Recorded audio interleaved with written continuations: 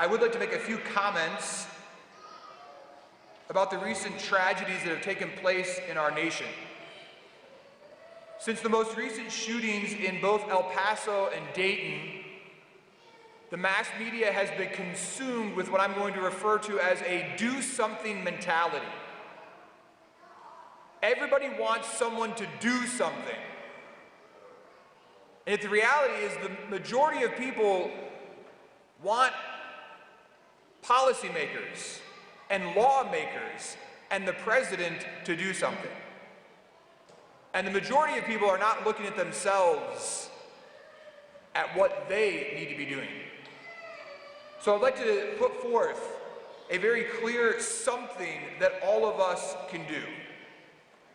If we look at these two most recent shootings, and in fact, if you do your research on all mass shootings, and in fact, if you had combined with it all of the shootings that take place. Last weekend when we had the shooting in Dayton and in El Paso, 7 people were killed by gun violence in Chicago. But that just didn't happen to make the news because it wasn't a mass shooting. If you look behind all gang violence and gun violence, you will find one common thread: fatherless boys. Fatherlessness in our nation is creating the horror that we live in. Yet we can't talk about these things because our society promotes fatherlessness. And yet every single one of us can do something about it. Did you know that in Baltimore City, which gets talked about all the time as being a violent city, that only 20% of the children in Baltimore City are raised by their parents? Sorry, by 2 parents. The rest of them live, 80% of the children in Baltimore live in broken homes. And yet we can do something about this. This is something that you can do, that I can do.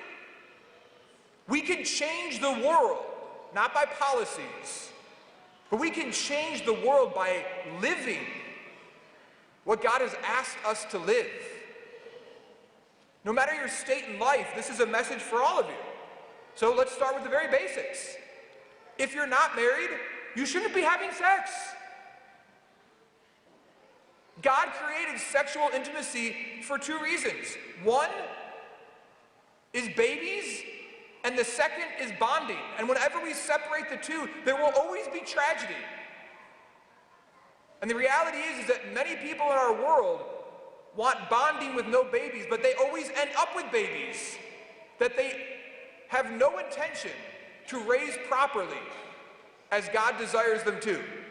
Just last night at the St. Paul Festival, a woman from my old parish came up to me. She was there for the Rosary exhibit, and she said, "Father, you will not believe what just happened back at our old parish in our local community. 2 seniors in high school weren't even dating. Just wanted to know what it was like to have sex, so they just decided to have sex. And what happened after that one act? She has a baby. He has no desire or even want to be with her. So what do you have? A fatherless child. What do you have? A hurt child." The reality is, all people of all ages, God created human sexuality for marriage so that babies could be raised by a mother and a father. Anytime we break it from that, the scars and wounds will run very deep. Number 2, stay married. If you get married, stay married. It's a beautiful thing. Marriage isn't easy. But your children, particularly if God blesses you with children, your children need your marriage. The church offers great things. We're offering one on September 14th. If your marriage needs help, look for help, get help, seek help. For your own sake, but also for the sake of your children. Lastly, if God blesses you with children, and please never forget that there are some people who are not blessed with children, who would love to have children. The honor it is to raise a child in our world should not be taken lightly. If God blesses you with children, please love your children. Our world is consumed in believing that our children are loved if we give them everything. No, your children are loved if you spend time with them. If you look at a lot of these children who end up creating a lot of violent crimes, where are their mother and father in their life? If you have children, they will fight you on it. But we all can look back as adults and say, gosh, what are some of my favorite memories with my family? Just being with them. Go for a hike, go for a walk, go canoeing, play cards, play board games, get your children out of their bedrooms, out of their basements, off of their technology, and relate with them. You want to change the world? You can all do that. And this isn't just for those who aren't married, or for those who are married, or for those who have children. This is for grandparents. Grandparents play more and more and more and more of a role in the formation of young people today, particularly of fatherless children.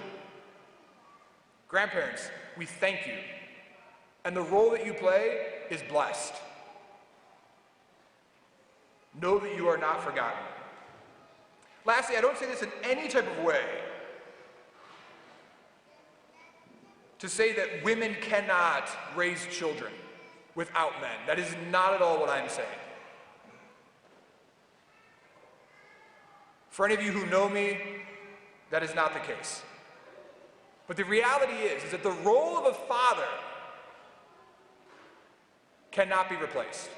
A woman can try to teach a man, a young boy, how to be a man. But the reality is that we all know that demonstration is much different than being told. Just as much as I cannot teach a young girl how to be a girl or a woman, because I'm not one. Fatherlessness, the broken family, the breakdown of marriage is what is at the root of all of this. We can change laws, we can get rid of guns, but it won't end the madness that we live in. And every single one of us can do something today to make America better. Let's pray for the grace to embrace family, to promote family, to encourage fatherhood and motherhood, and to live it. In doing so, we will be blessed, and God bless America.